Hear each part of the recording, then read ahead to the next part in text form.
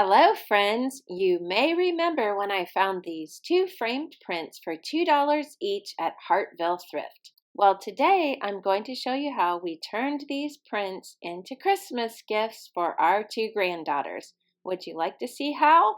Then let's get started. Today's video is part of Flippin Friday, hosted by Jaime over at Board or Bananas. Make sure you check in my description box where I'll link her channel as well as the playlist. I hope you go over and watch the playlist and show everybody some love and let them know that I sent you by. When I gave my introduction, I said we because my husband is helping me get this project started. First off, he took off the paper backing and now he's taking off these vicious staples. They were pretty hard to get out, or at least it looked that way. Next step, my husband took out all the cardboard and the actual print, and then he took out the glass and we were just left with the frame, which is really all I wanted. My husband had some extra 1/4-inch plywood from another project, so he took the glass out to use as a pattern and went out to his shop and cut me some inserts for the frames. My first step was to take a wipe and wipe all the wood down that I was going to be painting.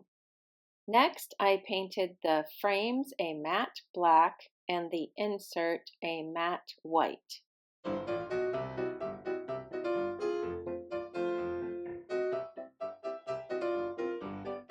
The paint went on rather quickly, and I'm sure I will need a second coat. Now I'm on to paint the white.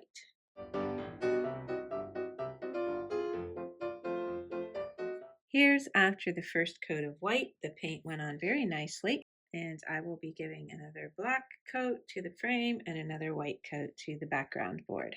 Next, I'm going to share with you how I made the pattern for the lettering on my sign. First, I measured the plywood without the frame and I got 19.5 inches. Next, I went into Pages on my Mac computer and I picked a font called Autumn in November. It was everything I was looking for.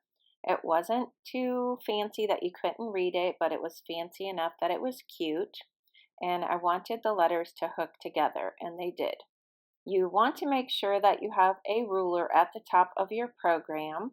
As you will notice, it starts 1 inch in, probably because of a margin thing. I'm not really sure. But what I did was I figured out how big the letters needed to be around 17.5 inches for the whole name. This allowed for 1 inch on each side for a margin, giving me a total of the 19.5 inches that I measured originally.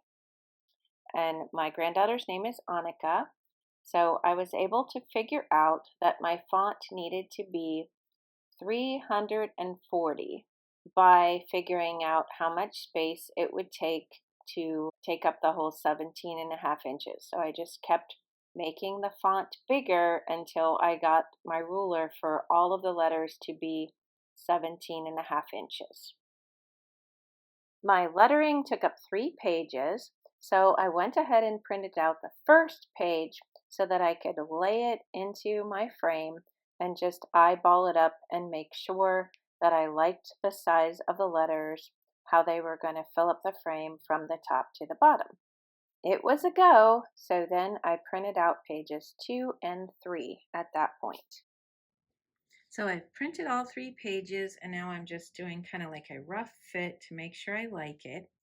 So here's my next step. I went ahead and boxed in the letters with pencil, and that helps me to cut straight. I did it with pencil and a ruler. And I did that all the way across just to get out the part that I'm not going to need. So what do you think? Here's how it looks when I cut it, and now I'm going to tape it all together and I have myself a nice little pattern. Next, I took my tape measure and I measured from the bottom and from the top and from each side to make sure that I centered the name right in the middle. Next, you're going to want to put some blue painter's tape on the top of your pattern. And then I used artist graphite paper, which I got off of Amazon. And I use this over and over. You just take a piece and cut it to size or use a piece you already had. This one was a bit wrinkly because it comes on a roll and I squashed it back into the box, but it worked out fine. But you just lay it under there, put your pattern down, and then you're going to want to trace out your letters. Now, I just kept moving the same piece of transfer paper or graphite paper on down with my letters. I always test to make sure that I have the paper in the right way, and then you're good to go. I did want to mention, make sure you keep that painter's tape on there until you're completely done tracing out your pattern, because if there's any change, you don't want to try to line that up again. Ask me how I know. At this point, I have all my tracing done and realize my hands are black.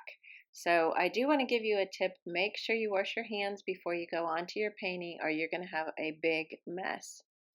Also wanted to mention, I use the black transfer paper because I'm working on white. You can also buy the white transfer paper if you're working on a dark color. My next tip is if you are using black paint, which I am, I use a black Sharpie and I carefully outline what I have traced with the black Sharpie. So that black Sharpie will give me a guideline and make it so very simple to paint. Now that I have everything outlined with the black Sharpie, I have a fine paintbrush and I'm going to be using the same color paint that I used for the frame.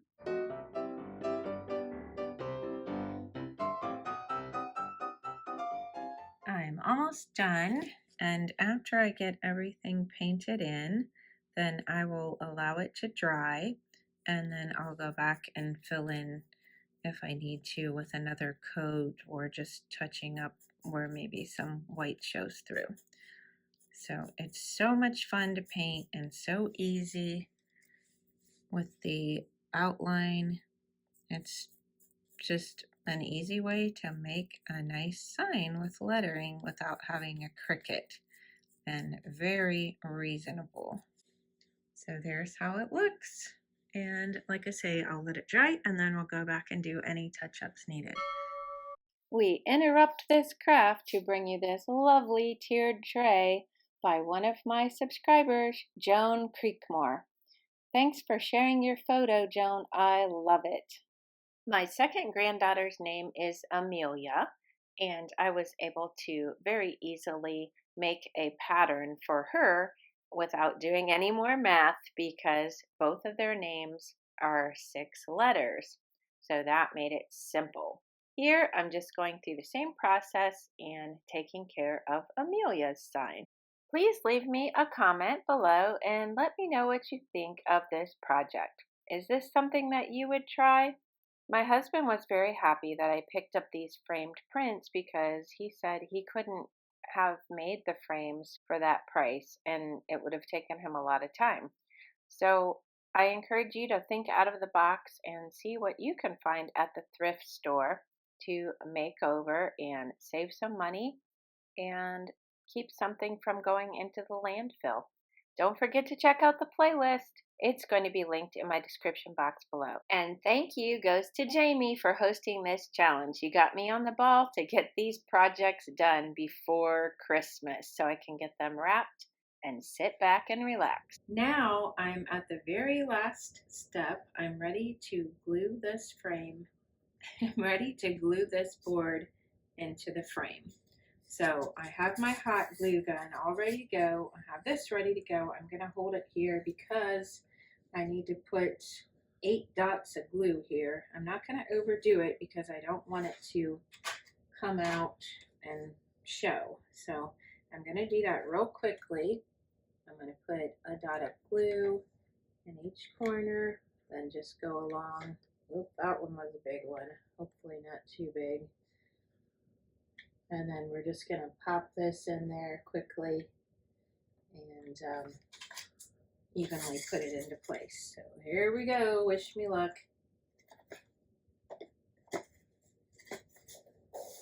Okay, I'm just applying a little bit of pressure here.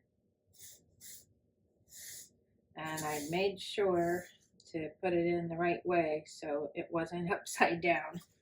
So let's see how that looks. Oh, I'm so happy with this. Look how beautiful. Here's how they look all done.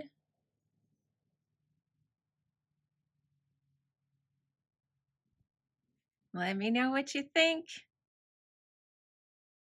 If you'd like to follow me on Instagram, I'll link that below. Thanks for watching, and I'll see you next time. Bye-bye.